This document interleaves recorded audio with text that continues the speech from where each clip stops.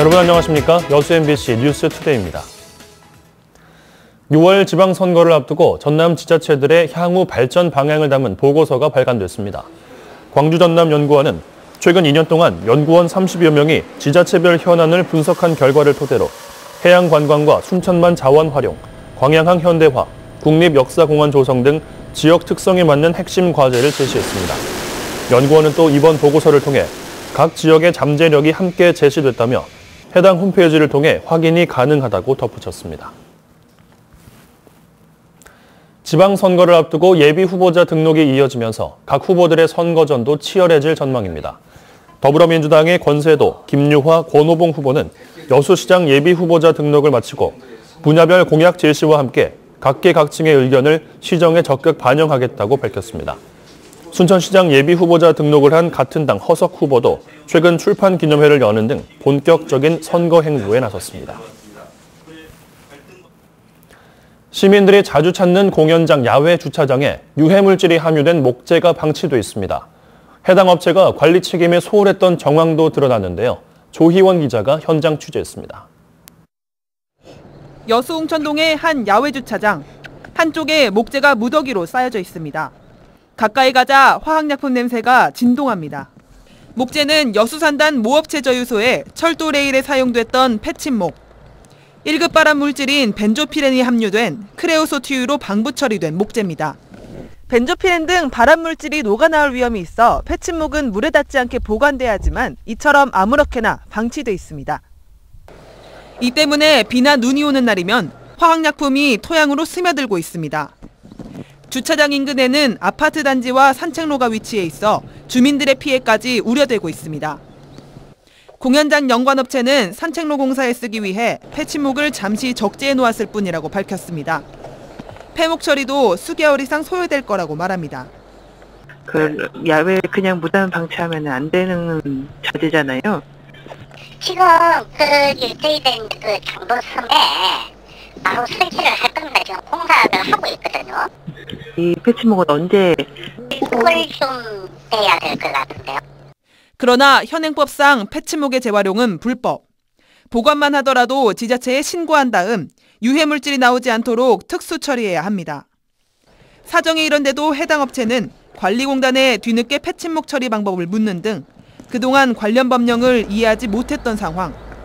취재가 진행되자 처음 입장과는 달리 위험성을 인정하며 해당 목재를 우선 방수 처리하고 일주일 내 폐기 처리하겠다고 밝혔습니다. MBC 뉴스 조희원입니다. 광양시가 경쟁력 있는 부자 농촌을 만들기 위해 행정 지원을 강화합니다. 광양시는 지역 농산물 마케팅과 매실 원예, 산림 분야, 마을 만들기 등 5개 분야 119개의 농린 산업을 내년도 지원 사업으로 확정하고 모두 522억 8천만 원을 투입할 예정입니다. 또 농업 분야의 지속적인 지원으로 연소득 1억 원 이상 농업인이 131가구로 늘었다고 밝히고 지속적으로 확대해 나가기로 했습니다. 한일고속이 제주 여수, 제주 완도 2개 항로에 모바일 승선권 시스템을 구축하고 이달부터 운영합니다. 여객선의 모바일 승선권을 도입한 것은 한일고속이 국내 처음으로 가보고 싶은 섬 온라인 사이트 등에서 예매한 배표를 스마트폰에 발급받아 사용할 수 있습니다. 한편 해양수산부는 오는 9월부터 카페리 선사를 대상으로 모바일 승선권을 확대 시행해 내년 상반기 모든 여객선사에 도입할 예정입니다. 이순신대교에 반복되는 도로 파손 문제 최근 전해드렸었는데요. 관계기관은 포트홀 현상의 주 원인으로 화물차들의 과적을 꼽고 있습니다. 그렇다면 과적 단속은 충분하게 이루어지고 있을까요? 보도에 문영철 기자입니다. 이순신대교 인근에 설치된 무인 과적 단속 장치입니다. 지난 2014년 4월부터 3년 동안 중량 기준을 초과해 이곳을 통과한 차량은 17만 2천여 대. 하루 평균 140여 대가 과적 상태에서 이순신대교를 달린 셈입니다. 하지만 같은 기간 실제 단속에 적발된 차량은 17대에 그쳤습니다. 현행법상 이 무인 단속기 계측 결과로는 과태료 등의 행정 처분을 할 수 없는 데다 관계기관의 현장 단속도 간헐적으로만 이루어졌기 때문입니다. 지난해 5월 전담 이동식 단속반이 꾸려진 이후 단속 실적이 크게 늘긴 했지만 5명에 불과한 인력으론 과적과 도로 파손, 땜질식 보수의 악순환을 막기엔 여전히 역부족입니다. 단속 직원들이 교량 정비 등의 업무를 같이 맡고 있는 것도 문제입니다. 긴급 포장보수, 이런 교면 청소에 뺏기는 시간을 보완하기 위해서 별도의 포장보수반을 두려고 생각하고 있는 거죠. 화물차 기사들 역시 실질적인 단속도 하지 않은 채 자신들에게만 책임을 돌리고 있다며 불만을 터뜨립니다. 인원이나 장비나 모든 게 턱없이 부족하죠. 담당 부서나 역할할 사람들이 안 하고 무조건 화물차다. 무조건 화물차가 잘못했다. 이것은 저는 잘못됐다고 보고요. 7억 원이 투입된 무인 과적 단속기는 지난해 7월부터 양방향 모두 고장을 일으켜 수개월 동안 재기능을 못한 상황. 한쪽은 3억 5천만 원을 투입해 최근에야 복구했고 반대쪽은 현재 진행되고 있는 이설 작업이 끝나야 정상 가동에 들어갑니다. MBC 뉴스 문형철입니다. 천년 역사의 우리나라 전통 발효차 청태전이 장흥에서 어렵게 복원됐습니다. 정남진 장흥군이 국가 중요 농업유산에 이름을 올리기 위한 도전에 나섰습니다. 문현철 기자가 보도합니다. 떡차 일종으로 생김새가 엽전과 닮아 돈차 또는 전차로도 불리는 청태전. 발효 과정에 파란 이끼가 낀 것처럼 변환돼서 이렇게 이름이 지어졌습니다. 야생 찻잎으로 만드는 청태전은 발효차의 하나로 기원이 통일 신라 시대에까지 거슬러 올라갑니다. 당나라 유학생들이 가져온 차가 토종차로 발전되다 일제강점기에 그 맥이 거의 끊겼습니다. 제조법이 일부 민가에서 감기나 배앓이에 사용되는 상비약으로만 내려오다 10여 년 전 수많은 시행착오 끝에 복원됐습니다. 지금까지 이렇게 비상 상비약처럼 이렇게 음용을 했었는데 11년 전에 이걸 상품화하자 해서 복원하기를 시작을 한 거예요. 복원된 청태전은 국내외 각종 차 경연 대회에서 잇따라 수상하는 등 우리나라 대표 전통차로 자리매김하고 있습니다. 특히 차 덩어리를 불에 구운 뒤 한약을 다리는 것처럼 차를 끓이는 방식의 제다법은 청태전이 유일합니다. 국가 중요 농업유산 등재에 도전하게 된 배경이기도 합니다.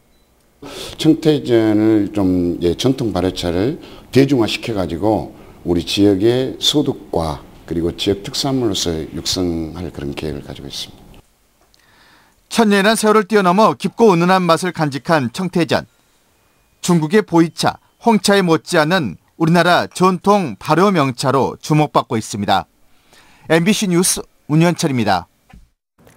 여수 옹천 택지개발 사업과 관련해 민간개발 부지에 대한 분양대금 정산이 완료됐습니다.